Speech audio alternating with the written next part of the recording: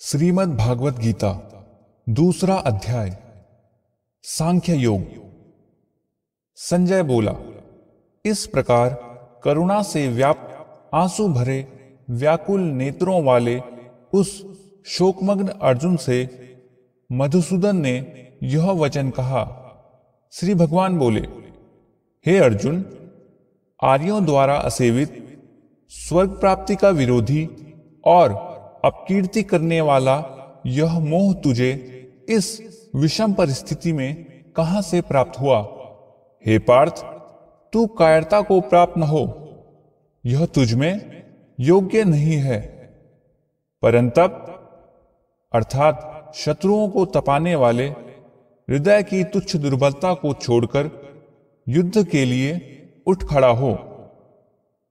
अर्जुन बोला, हे मधुसूदन, मैं रणभूमि में पितामह भीष्म और आचार्य द्रोण के साथ बाणों से युद्ध कैसे करूंगा?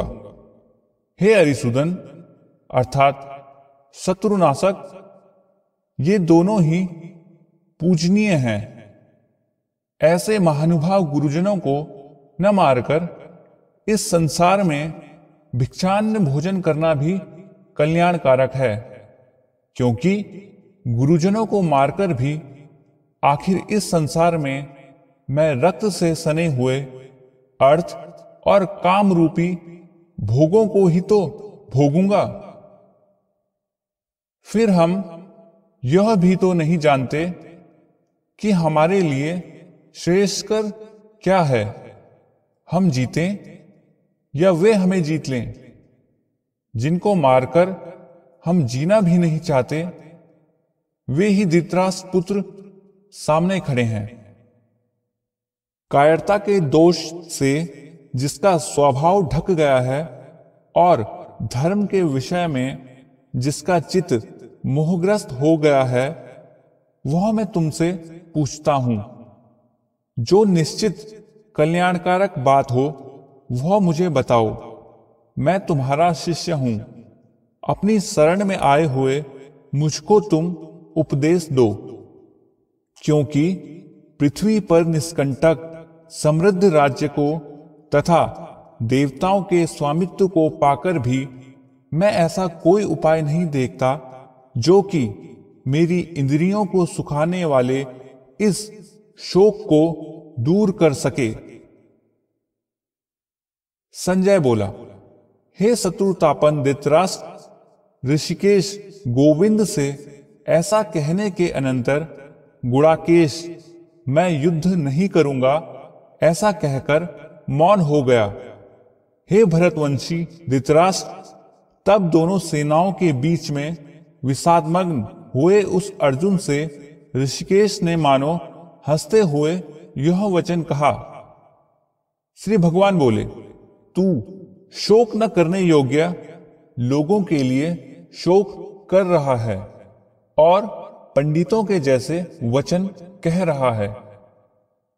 ज्ञानीजन जिनके प्राण चले गए हैं उनके लिए और जिनके प्राण नहीं गए हैं उनके लिए भी शोक नहीं करते।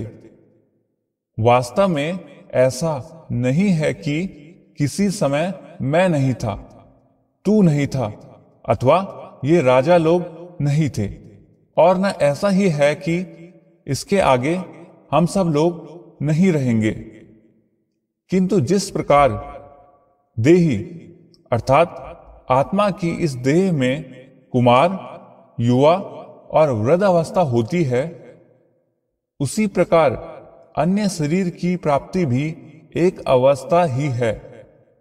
इस विषय में धीर अर्थात ज्ञानी मोह को प्राप्त नहीं होता। हे कौन्तेय, इंद्रियों और विषयों के संयोग शीत उष्ण और सुख दुख के देने वाले हैं। वे आते हैं और नष्ट हो जाते हैं, इसलिए अनित्य हैं।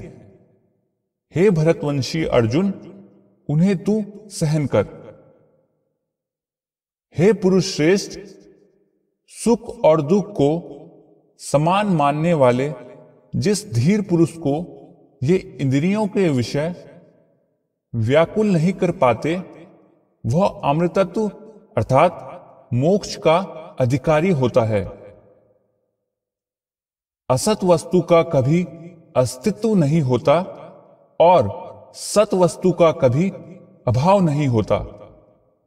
इन दोनों का ही स्वरूप तत्वदर्शियों अर्थात ज्ञानियों के द्वारा देखा गया है, जिसके द्वारा यह समस्त संसार व्याप्त है। उसी को तू अविनाशी जान। इस अव्यय आत्मा का विनाश करने में कोई भी समर्थ नहीं है। इस नासरहित अप्रमेय अर्थात प्रत्यक्षादि प्रमाणों के अगोचर नित्य स्वरूप शरीरी अर्थात आत्मा के ये सब शरीर नाशवान कहे गए हैं। इसलिए हे भरतवंशी, तू युद्ध कर। जो इस आत्मा को मरने वाला समझता है तथा जो इसको मरा समझता है, वे दोनों ही नहीं जानते हैं, क्योंकि यह ना तो मरता है और ना मारा जाता है। यह आत्मा न कभी जन्मता है और न कभी मरता ही है, अथवा ऐसा भी नहीं है कि यह एक बार होकर फिर नहीं होता। यह जन्म रहित, नित्य, शाश्वत तथा सनातन है। शरीर के नष्ट होने पर भी यह नष्ट नहीं होता।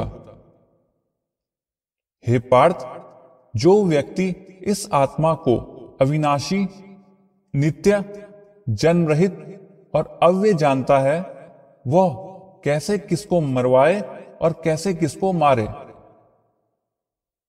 जिस प्रकार मनुष्य जीर्ण वस्त्रों को त्याग कर दूसरे नए वस्त्रों को ग्रहण करता है, उसी प्रकार देही जीर्ण शरीरों को त्याग कर दूसरे नए शरीरों को प्राप्त होता है।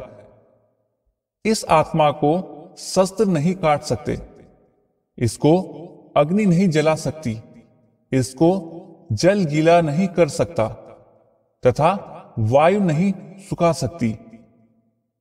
निरवयव होने के कारण यह आत्मा कटने वाला नहीं है, यह जलने वाला नहीं है, गलने वाला नहीं है और सूखने वाला नहीं है। यह नित्य, सर्वव्यापी, स्थिर, निश्चल और सनातन है। कहा जाता है कि यह आत्मा प्रकट नहीं किया जा सकता है, इसका विचार नहीं किया जा सकता है और यह विकार को प्राप्त नहीं होता है। अतः इस आत्मा को इस प्रकार जानकर तुझे शोक करना उचित नहीं है। और यदि तू इस आत्मा को सदा जन्मने वाला और सदा मरने वाला माने, तो भी हे महाबाहो अर्थात वीर, तुझे इस प्रकार शोक नहीं करना चाहिए। जन्मे हुए की मृत्यु निश्चित है और मरे हुए का पुनर्जन्म निश्चित है। इसलिए ऐसे अनिवार्य विषय में तुझे शोक नहीं करना चाहिए। हे भरतवंशी, समस्त प्राणी जन्म से पहले अप्रकट रहते हैं, बीच में अर्थात स्थिति काल में प्रकट होते हैं और मरने के बाद पुनः अप्रकट हो जाते हैं। फिर इसमें चिंता अर्थात शोक करने की बात क्या है? कोई इस आत्मा को आश्चर्य की तरह देखता है, वैसे ही दूसरा कोई इसे आश्चर्य की तरह बताता है। अन्य कोई इसे आश्चर्य की तरह सुनता है और फिर कोई सुनकर भी इसे नहीं जानता। हे भरतवंशी, सबके शरीर में स्थित यह देही सदा ही अवध्य है। इसलिए तुझे किसी भी प्राणी के लिए शोक नहीं करना चाहिए। अपने धर्म को देखकर भी तुझे विचलित नहीं होना चाहिए, क्योंकि क्षत्रियों के लिए धर्मयुद्ध से बढ़कर दूसरा कुछ भी कल्याणकारक नहीं है। हे पार्थ, अपने आप प्राप्त हुई और खुले हुए स्वर्ग द्वार की तरह इस प्रकार के युद्ध को भाग्यवान क्षत्रियगण ही पाते हैं। और यदि तू इस धर्ममय युद्ध को नहीं करेगा तो अपने धर्म और कीर्ति को त्याग कर पाप को प्राप्त होगा। फिर सब प्राणी तेरी स्थायी रहने वाली अपकीर्ति को कहते रहेंगे और सम्मानित व्यक्ति के लिए अपकीर्ति मृत्यु से भी अधिक कष्टदायक होती है। महारथी लोग तुझे भय के कारण युद्ध से विरत हुआ मानेंगे। जिन लोगों में तू बहुत माननीय है, उन्हीं लोगों के सामने अब तू तुच्छता को प्राप्त हो जाएगा। तेरे शत्रु लोग तेरे सामर्थ्य की निंदा करते हुए न कहने योग्य अनेक बातें कहेंगे। फिर उससे अधिक दुख की बात और क्या होगी। तू यदि युद्ध में मारा गया तो स्वर्ग को प्राप्त होगा अथवा जीतकर पृथ्वी को भोगेगा। अतः है कौन्तेय, युद्ध के लिए दृढ़ निश्चयी होकर उठ खड़ा हो। सुख दुख, लाभ हानि, जय पराजय को समान समझकर फिर तू युद्ध के लिए तैयार हो जा। इस प्रकार युद्ध करने से तू पाप को प्राप्त नहीं होगा। हे पार्थ, यह समबुद्धि तुझे सांख्य अर्थात ज्ञान योग के विषय में कही गई। अब तू इसे कर्मयोग के विषय में सुन। जिस समबुद्धि से युक्त हुआ तू कर्म के बंधन को अच्छी तरह नष्ट कर डालेगा। इस कर्मयोग में आरंभ किए हुए कर्म का नाश नहीं है और प्रत्यवय अर्थात कर्म न करने से होने वाला विपरीत फल रूप दोष भी नहीं है।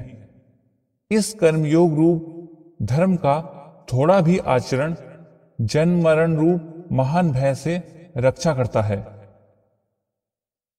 हे कुरुवंशी, इस कर्मयोग में निश्चयात्मिका बुद्धि एक ही होती है, किंतु अनिश्चयी मनुष्यों की बुद्धियां अनेक भेदों वाली और अनंत प्रकार की होती हैं। हे पार्थ, काम्य कर्म संबंधी वेद वाक्यों में प्रीति रखने वाले स्वर्गप्रद कर्मों के अतिरिक्त और कुछ नहीं है। ऐसा कहने वाले कामना परायण, स्वर्ग को ही परम प्राय वस्तु मानने वाले अविवेकी लोग जन्म रूप कर्मफल को देने वाली तथा भोग और ऐश्वर्य की प्राप्ति के लिए नाना प्रकार की क्रियाओं को बतलाने वाली इस प्रकार की जिस पुष्पित अर्थात रमणीक प्रतीत होने वाली वाणी को कहा करते हैं, उस वाणी के द्वारा जिनका चित्त हर लिया गया है तथा जो भोग और ऐश्वर्य में अत्यंत आसक्त हैं, ऐसे लोगों के अंतकरण में आत्मज्ञान विषयक निश्चयात्मिका बुद्धि नहीं ठहर पाती। हे अर्जुन, सब वेद तीन गुणों को विषय करने वाले अर्थात त्रिगुणात्मक संसार का ही प्रतिपादन करने वाले हैं। तू इन तीनों गुणों से अतीत अर्थात असंसारी हो जा।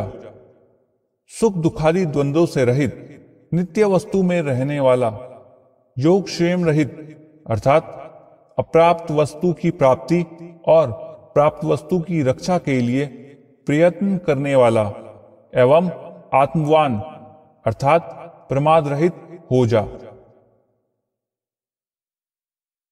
सब ओर से धरती के जलमग्न होने पर छोटे छोटे जलाशयों में मनुष्य का जितना प्रयोजन रहता है, अच्छी तरह ब्रह्मा को जानने वाले ब्राह्मण का सारे वेदों में उतना ही प्रयोजन रहता है।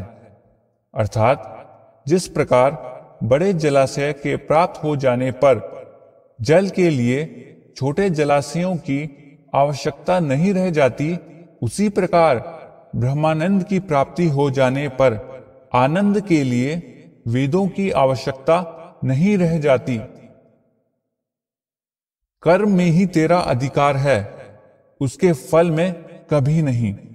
अतः तू कर्मफल का हेतु अर्थात कर्मफल की इच्छा रखने वाला मत हो तथा कर्म न करने में भी तेरी आसक्ति न हो। हे धनंजय, तू योग में स्थित रहता हुआ आसक्ति का त्याग करके तथा सिद्धि और असिद्धि में सम होकर कर्मों को कर। यह समत्व भाव ही योग कहलाता है। चूंकि बुद्धि योग की अपेक्षा अर्थात समत्व बुद्धि से युक्त होकर किए जाने वाले कर्म की अपेक्षा सकाम कर्म अत्यंत निकृष्ट हैं, इसलिए हे धनंजय, तू समत्व बुद्धि का आश्रय ग्रहण कर। फल के हेतु बनने वाले अर्थात फल के उद्देश्य से कर्म करने वाले अत्यंत दयनीय होते हैं। समत्व बुद्धि से युक्त मनुष्य इस लोक में पाप और पुण्य दोनों को त्याग देता है अर्थात उनसे मुक्त हो जाता है। इसलिए तू समत्व बुद्धि रूप योग के लिए ही प्रयत्न कर। यह समत्व बुद्धि रूप योग ही कर्मों में कुशलता है अर्थात कर्मों के बंधन से छूटने का उपाय है। क्योंकि समत्व बुद्धि युक्त ज्ञानीगण कर्म से उत्पन्न होने वाले फल को त्याग कर जन्म रूप बंधन से मुक्त हो विकार रहित पद अर्थात मोक्ष को प्राप्त कर जाते हैं। जब तेरी बुद्धि मोहरूप पंख को पार कर जाएगी, उस समय तू सुनने योग्य और सुने हुए सभी विषयों के प्रति वैराग्य को प्राप्त हो जाएगा अर्थात वे विषय तुझे निरर्थक प्रतीत होंगे। अनेक प्रकार की फल श्रुतियों को सुनने से विक्षिप्त हुई तेरी बुद्धि जब समाधि में निश्चल और स्थिर होकर ठहर जाएगी, तब तू समत्व रूप योग को प्राप्त होगा। अर्जुन बोला, हे केशव, समाधि में स्थित प्रज्ञा अर्थात स्थिर बुद्धि वाले मनुष्य का क्या लक्षण है? स्थिर बुद्धि मनुष्य कैसे बोलता है, कैसे बैठता है अर्थात रहता है और कैसे चलता है? श्री भगवान बोले, हे पार्थ, जब मनुष्य मन में विद्यमान रहने वाली सभी कामनाओं को त्याग देता है तथा अपने आप से अपने आप में ही संतुष्ट रहता है, तब वह स्थित प्रज्ञा कहलाता है। दुखों में जिसका मन उद्विग्न नहीं होता, सुखों में जो स्पृहारहित है तथा जिसके राग, भय और क्रोध नष्ट हो गए हैं, ऐसा मुनि स्थिर बुद्धि कहा जाता है। जो व्यक्ति सर्वत्र अर्थात सभी विषयों में आसक्ति रहित हुआ उस शुभ या अशुभ वस्तु को प्राप्त करके न आनंदित होता है और न द्वेष ही करता है, उसकी बुद्धि स्थिर है। जिस प्रकार कछुआ अपने अंगों को समेट लेता है, वैसे ही जब यह पुरुष इंद्रियों को इंद्रियों के रूप, रस आदि विषयों से सब तरह से समेट लेता है, तब उसकी बुद्धि प्रतिष्ठित अर्थात स्थिर हो जाती है। निराहारी अर्थात इंद्रियों द्वारा विषयों का ग्रहण न करने वाले पुरुष के भी विषय तो निवृत्त हो जाते हैं, परंतु रस को छोड़कर अर्थात विषयों में रस बुद्धि या तृष्णा निवृत्त नहीं होती, किंतु इस स्थित प्रज्ञ पुरुष का यह रस अर्थात तृष्णा भी परमात्मा का साक्षात्कार करके निवृत्त हो जाती है, क्योंकि हे कौन्तेय, ये प्रमथनशील इंद्रियां प्रयत्नशील विवेकी पुरुष के मन को भी बलपूर्वक हर लेती है, अर्थात विषयासक्त कर देती है। इसलिए साधक उन संपूर्ण इंद्रियों को वश में करके समाहित चित्त तथा मेरे परायण होकर स्थित रहें, क्योंकि जिसकी इंद्रियां वश में होती हैं उसी की बुद्धि प्रतिष्ठित अर्थात स्थिर हो पाती है। विषयों का चिंतन करने वाले पुरुष की उन विषयों में आसक्ति उत्पन्न हो जाती है। आसक्ति से कामना पैदा होती है। कामना में विघ्न आने से क्रोध उत्पन्न होता है। क्रोध से सम्मोह अर्थात मूढ़ भाव उत्पन्न होता है।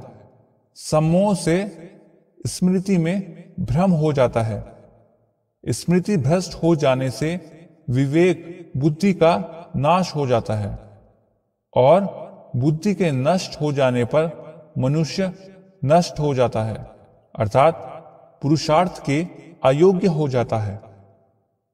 परंतु आसक्ति और द्वेष से रहित अपने वशीभूत इंद्रियों के द्वारा विषयों का ग्रहण करता हुआ संयतचित्त पुरुष अंतकरण की प्रसन्नता को प्राप्त होता है।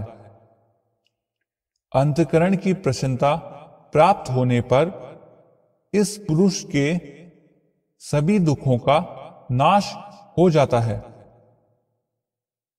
प्रसन्न चित्त वाले व्यक्ति की बुद्धि शीघ्र ही परमात्मा में स्थित हो जाती है। आयुक्त अर्थात न जीते हुए मन और इंद्रियों वाले व्यक्ति में आत्मविषयक बुद्धि नहीं होती। उस आयुक्त व्यक्ति में आत्मविषयक भावना भी नहीं होती। आत्म भावना से रहित व्यक्ति को शांति नहीं मिलती और अशांचित व्यक्ति को सुख कैसे मिल सकता है, क्योंकि अपने अपने विषय में विचरने वाली इंद्रियों में से मन जिस किसी भी इंद्रिय का अनुसरण करता है वह एक ही इंद्रिय इस आयुक्त पुरुष की बुद्धि को वैसे ही हर लेती है जैसे वायु जल में चलने वाली नाव को। इसलिए हे महाबाहो, जिसकी इंद्रियां इंद्रियों के विषय से सब प्रकार वश में की हुई होती हैं, उसी की बुद्धि स्थिर है। समस्त प्राणियों के लिए जो अवस्था रात्रि अर्थात अंधकार स्वरूप है, उसमें संयमी पुरुष जागता है। और जिस अवस्था में सब प्राणी जागते हैं, आत्मा को देखने वाले मुनि के लिए वह रात्रि अर्थात अंधकार स्वरूप है।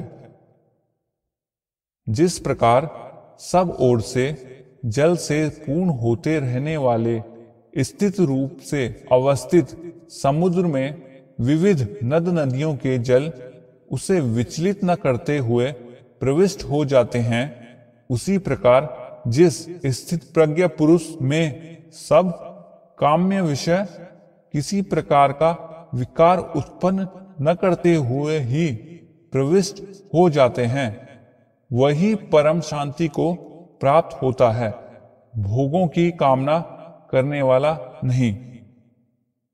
जो पुरुष समस्त कामनाओं को त्याग कर ममता रहित, अहंकार रहित तथा स्पृहा रहित होकर विचरता है, वही शांति को प्राप्त होता है। हे पार्थ, यही ब्रह्मी स्थिति अर्थात ब्रह्मा स्वरूप में अवस्थिति है।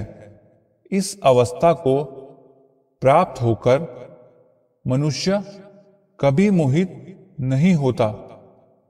अंतकाल में भी इस अवस्था में प्रतिष्ठित होकर वह ब्रह्म निर्वाण अर्थात ब्रह्म स्वरूपता की शांति को प्राप्त हो जाता है।